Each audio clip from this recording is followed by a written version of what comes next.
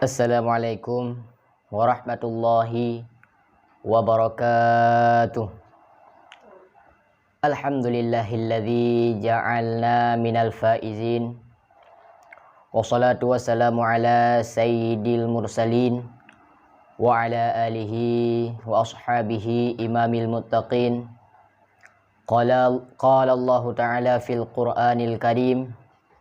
A'udzu billahi minasyaitonir rajim. Bismillahirrahmanirrahim. Qad aflahal mu'minun. Wa qala Nabi sallallahu alaihi wasallam fil hadits, ni'matani maghmunun fihima katsirun minan nas, as-sihhatu wal faragh. Rabbi shrah li sadri wa yassir li amri wahlul 'uqdatam min lisani yafqahu qawli. Hadirin kaum muslimin rahimakumullah. Pada kesempatan kali ini, khatib akan membicarakan satu permasalahan yang dari mana permasalahan tersebut dari masa ke masa, abad ke abad, zaman berganti, musim berubah, dunia tertekam dalam peperangan. Semua makhluk sedang berperang, bahkan kita manusia. Apa yang mereka rebutkan? Tentu kita semua menginginkan viewer yang banyak, follower yang tinggi. Maka berkenaan dengan firman Allah Subhanahu wa taala, kami ingin membahas satu judul yang bertema dengan kemenangan yang hakiki. Hadirin kaum muslimin rahimakumullah. Beda orang yang mengartikan, beda kefahaman yang timbul. Kita tanya pada para jomblo, apa itu kemenangan?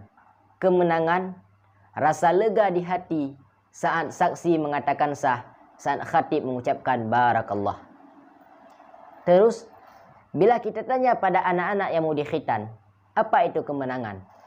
Kemenangan, rasa lega di hati saat kulub sudah dipisahkan. Kita tanya lagi pada para peserta, apa itu kemenangan? Kemenangan yaitu rasa bangga saat namanya diumumkan dan untuk mengambil juara.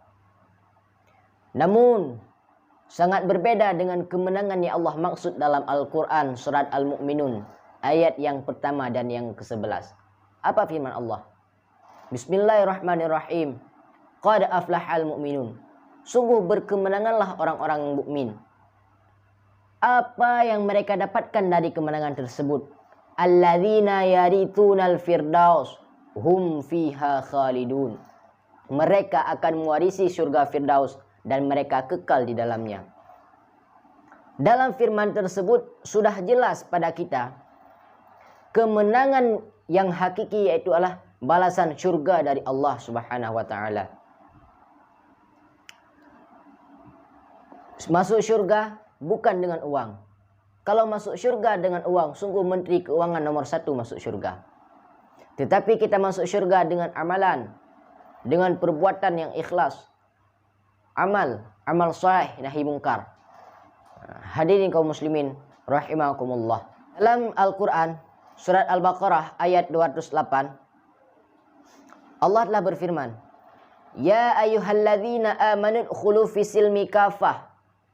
Hai orang-orang yang beriman, masuklah kalian ke dalam Islam secara kafah. Arti kafah di sini adalah melakukan amalan dengan ikhlas. Kita solat karena Allah. Jangan menganggap solat jenazah karena ada kafarah, karena ada sedekah. Itu bisa belakangan. Utamakan ikhlas. Karena apa? Ikhlas modal kita untuk masuk ke dalam surga. Pada masa sekarang, timbul pertanyaan, dengan siapa kita berperang? Siapa musuh kita? Pertanyaan tersebut terlebih dahulu Allah nyatakan di dalam Al-Quran.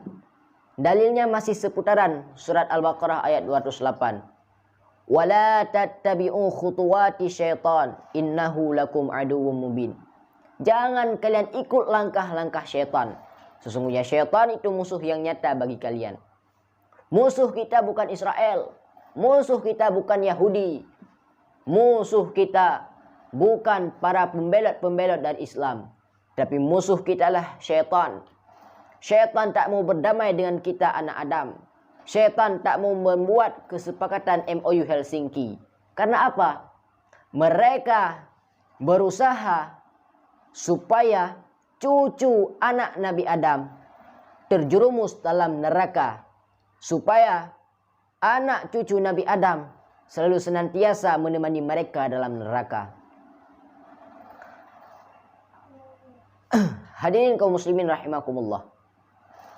Terkadang kita tidak berencana melakukan kemaksiatan. Misalnya, kita isi paket 8 GB. Tujuannya untuk mendengar nasihat-nasihat ulama lewat YouTube. Lagi serius kita nonton, tersangkut satu video di bawahnya dengan judul "Ada yang tegak tapi bukan keadilan". Kita penasaran, apa ini? Kok ada yang lebih cepat tegak dari keadilan? Maka disitulah Khannas mulai membesi. Video itu tampilannya lebih seru, lebih horor dari filem Suzana, tapi lebih seru daripada My Trip My Adventure. Maka tergiurlah kita.